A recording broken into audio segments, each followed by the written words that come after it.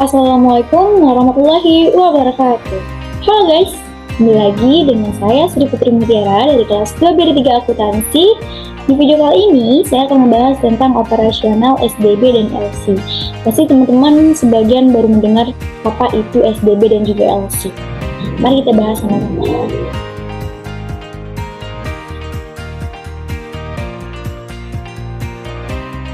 Nah, sebelum kita masuk ke materi, ada nih poin-poin yang harus kita bahas. Yang pertama yaitu pengertian dan fungsi SDB.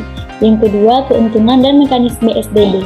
Yang ketiga ada yaitu LC, di mana poin yang akan kita bahas. Yang pertama, pengertian dan juga jenis-jenis LC. Dan yang terakhir itu dokumen dan juga mekanismenya. Nah, jadi teman-teman yang belum tahu SDB itu apa, yaitu Safe Deposit Box. Lalu apa sih yang dimaksud dengan SDB? Nah, menurut Kasmir tahun 2014, Safe Deposit Box atau SDB merupakan jasa-jasa bank yang diberikan kepada para nasabahnya. Sedangkan menurut Afrizawati tahun 2016, Safe Deposit Box atau dikenal dengan istilah Safe Locket Jasa Pelayanan ini memberikan layanan penyewaan box atau kotak pengaman tempat menyimpan surat-surat berharga atau barang-barang berharga. Jadi, Safe Deposit Box ini menurut beberapa ahli yaitu tempat atau layanan yang diberikan oleh bank untuk menyimpan surat-surat berharga ataupun barang-barang berharga. Nah, selanjutnya yaitu fungsi SDB atau fungsi dari Safe Deposit Box. Nah, apa sih fungsi dari SDB ini atau Safe Deposit Box ini? Yaitu untuk menyimpan surat-surat berharga yang bernilai tinggi serta penyimpanan barang berharga seperti emas batangan, perhiasan, berlian, mutiara, atau benda-benda yang dianggap berharga lainnya. Jadi fungsinya sudah pasti untuk menyimpan surat-surat berharga sesuai dengan pengertiannya tadi. Nah, selanjutnya kita akan membahas nih, apa-apa saja sih yang terdapat dalam SDB ini, apa-apa saja sih bentuk yang disimpan dalam SDB ini. Nah, yang pertama itu ada surat-surat berharga, di mana contoh-contohnya atau bentuknya yaitu seperti dokumen. Yang pertama ada sertifikat deposito, ada sertifikat tanah, saham, obligasi, surat perjanjian, akta kelahiran, surat nikah, ijazah, paspor, dan surat atau dokumen lainnya. Kenapa sih kita harus menyimpan surat-surat berharga ini ke Safe Deposit Box? Nah, nanti kita akan membahasnya. Lalu, bentuk-bentuk barang berharganya atau benda-bendanya seperti apa? Seperti yang sudah saya jelaskan di awal, yaitu seperti emas, mutiara, berlian, intan, permata, dan benda yang dianggap berharga lainnya. Nah, selanjutnya ada nih keuntungan SDB. Yang pertama yaitu ada SDB. Di saat kita menggunakan Safe Deposit Box ini sangat terjamin karena kerahasiaan barang-barang yang disimpan. Nah, di Safe Deposit Box ini semua barang-barang atau dokumen kita akan terjamin kerahasiaannya dan tidak akan bocor atau diberitahu kepada orang lain atau pihak yang tidak berwenang. Yang kedua, keuntungannya itu aman. Kenapa? Seperti yang saya bilang tadi atau seperti yang saya bahas. Kenapa sih? Nih, kenapa kita harus menyimpan surat-surat berharga atau benda-benda berharga ini di Safe Deposit Box? Ini dia, aman. Karena seperti bisa kita contohkan bagi yang suka lupa atau yang kurang telaten dalam menyimpan surat-surat atau barang-barang berharga, mungkin SDB ini cukup rekomendasi untuk mereka-mereka yang suka lupa dan merasa tidak aman jika surat-surat berharga atau barang berharga mereka disimpan di rumah. Nah, melindungi barang atau surat berharga dari risiko kebakaran, perampokan, pencurian, dan lain-lainnya. Yang selanjutnya, keuntungannya itu ada fleksibel. Karena berbagai ukuran sesuai kebutuhan penyewa perorangan maupun badan. Jadi, Safe Deposit Box ini menyediakan ukurannya sesuai dengan penyewanya. Gitu. Nah, selanjutnya kita akan membahas tentang mekanisme SDB ini. Pastinya setiap yang diberikan itu ada mekanismenya atau prosedurnya. Dimana yang pertama, jika kita ingin melakukan pembukaan dalam safe deposit box ini, kita menjumpai teller dan mengutarakan niat dan maksud kedatangan kita itu apa. Pokoknya seperti kita yang lagi ingin membuka safe deposit box ini. Nah, nanti teller akan memberikan kalian akan mengenalkan dulu terlebih dahulu SDB ini seperti apa, bagaimana prosesnya. Nah, setelah kalian menyetujui, nanti kalian akan diberikan atau mengisi formulir permohonan penyewaan safe deposit box. Setelah itu mengisi surat kuasa atas safe deposit box tersebut.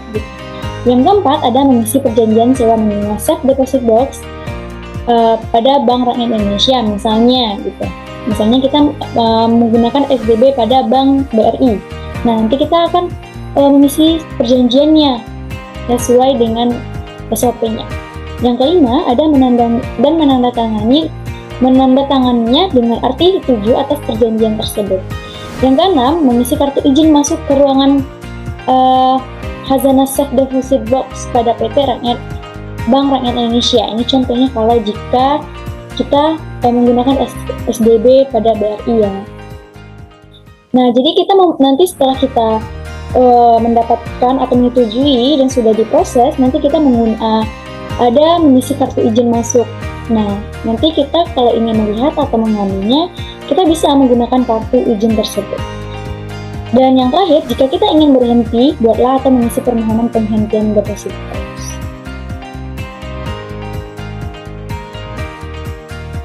Nah, selanjutnya kita masuk ke pembahasan yang kedua, LC, yaitu Letter of Credit. Apa sih yang dimaksud dengan LC or Letter of Credit? Nah, yang pertama kita akan mengenal dulu pengertian dari si LC ini. Apa sih pengertian dari LC ini? Pengertian LC atau LOC atau Letter of Credit merupakan cara pembayaran internasional yang memungkinkan seorang eksportir menerima pembayaran langsung tanpa menunggu berita dari luar negeri. Pembayaran tersebut akan diterima setelah barang dan berkas dokumen dikirimkan ke luar negeri atau kepada pemesan. Jadi merupakan cara pembayaran internasional yang dilakukan tanpa menunggu berita dari luar negeri. Sedangkan terus apa sih fungsi dari LC ini gitu? Yang pertama, berfungsi untuk memudahkan pembayaran, baik itu importir yang membeli maupun eksportir yang memberikan barang. Yang kedua, apa sih fungsinya? Yang kedua, itu ada berfungsi sebagai keamanan dalam transaksi utamanya untuk eksportir. Jadi, LC atau Letter of Credit ini lebih utamanya untuk eksportir. Jadi, jika kita melakukan transaksi antar negara atau dari Indonesia ke luar negeri, maka dengan Letter of Credit ini memungkinkan lebih aman. Nah, selanjutnya kita akan membahas jenis-jenis LC. Nah, jenis-jenis LC ini ada 8. Kita akan membahas satu persatu. Yang pertama yaitu ada Revocable Letter of Credit, di mana LOC yang dibatal Revocable Letter of Credit ini merupakan LOC yang bisa dibatalkan atau diubah sewaktu-waktu secara pihak oleh bank pembuka atau opening bank karena ada alasan tertentu tanpa adanya pemberitahuan lebih dahulu kepada si penerima. Jadi bisa diubah sewaktu-waktu secara pihak oleh bank pembuka atau opening banknya. Yang kedua ada irrevocable. Apa sih? Dimana dalam jenis LC ini semua pihak yang bersangkutan adalah kedua belah pihak yang bertransaksi dan open bank sebagai pihak ketiga. Sehingga apabila ada pihak yang membatalkan secara sepihak, maka bisa terkena hukum. Nah, yang ketiga yaitu ada back-to-back LOC. Nah, pada back-to-back LOC ini sifatnya seperti reseller, di mana si penerima ini sebenarnya bukan pembelinya, tapi sekedar perantara. Nantinya barulah si perantara ini menyalurkan barang yang dibelinya kepada penerima aslinya. Selanjutnya ada revolving LOC. Dalam revolving LOC ini bisa diambil kesimpulan bahwa letter of credit dalam LOC ini bisa dilakukan berulang-ulang, di mana kedua pihak yang bertransaksi bisa menggunakan kembali kreditnya untuk melakukan transaksi yang berbeda. Jadi revolving LOC, dari namanya saja kita sudah tidak asing. Berarti mengulang, jadi penggunanya bisa diulang-ulang gitu. Yang kelima ada unrestricted LOC, di mana dalam jenis LOC ini pihak eksportir maupun importir tidak dibatasi melakukan negosiasi di bank manapun yang diinginkannya. Jadi tidak dibatasi jika ingin melakukan negosiasi. Nah, yang keenam yaitu ada SIRT LOC. Pada jenis LOC ini pembayaran langsung dan saat itu juga saat dokumen diterima oleh pihak bank adalah ciri khas dari kredit yang satu ini. Jadi pembayarannya langsung dan saat itu juga dokumen yang diterima oleh pihak bank. Nah, di mana saat dokumen sudah diperiksa dan dinyatakan lolos lalu diterima, pihak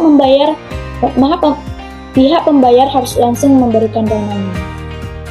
Nah, yang ketujuh ada Essence LOC, di mana jenis LOC ini memberikan tenggang waktu kepada pihak importir untuk melakukan pembayarannya.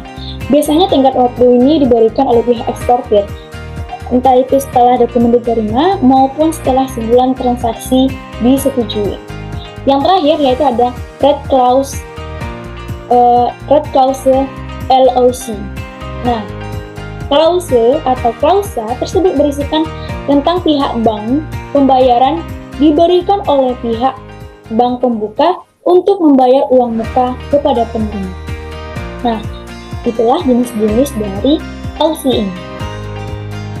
Selanjutnya, kita akan membahas tentang dokumen-dokumen yang ada di LOC. Nah, apa saja sih dokumen tersebut? Untuk melakukan pembayaran LOC ini, umumnya pihak-pihak yang terlibat perlu menyiapkan dokumen tertentu, yaitu seperti bill of lading, commercial invoice atau faktur perdagangan, packing list, weight note, measurement list, insurance certificate, consular invoice, brochure or leaflet, survey report, manufacturer certificate, certificate of origin, processing license, and instruction manual. Tapi setelah saya baca, biasanya kebanyakan yang tentang dari bill of lading, yang sering dokumen yang harus dan memang selalu digunakan. Nah, selanjutnya yang terakhir kita akan membahas tentang mekanisme LOC. Berikut ini adalah bentuk-bentuk atau mekanisme dari letter of credit. Yang pertama itu kedua belah pihak harus membuat kontrak jual beli sebagai bukti kesepakatan transaksi. Yang kedua, importir mengajukan LOC ke bank, lalu bank akan menerbitkannya. Yang ketiga, bank akan menyampaikan LOC tersebut pada bank penerus bersamaan dengan dokumen persyaratan. Yang keempat, bank penerus akan menyerahkan LOC pada eksportir. Yang kelima, eksportir akan mengirimkan barang pesanan pada importir dan mendapatkan bukti pengiriman. Yang keenam, bukti pengiriman diserahkan pada bank penerus supaya eksportir bisa menerima pembayarannya. Yang ketujuh, bank penerus akan membayarkan pada eksportir bila dokumen memang valid dan memenuhi syarat.